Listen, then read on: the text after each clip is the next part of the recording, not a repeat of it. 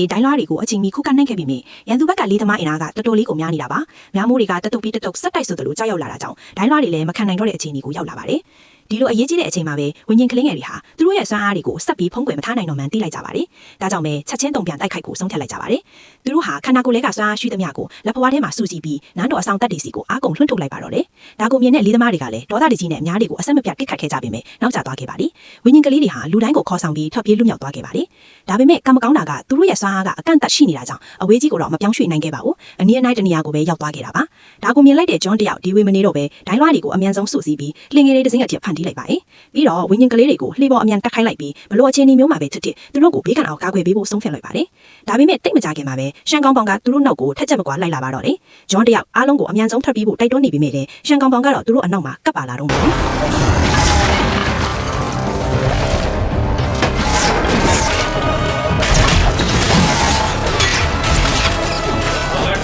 不行。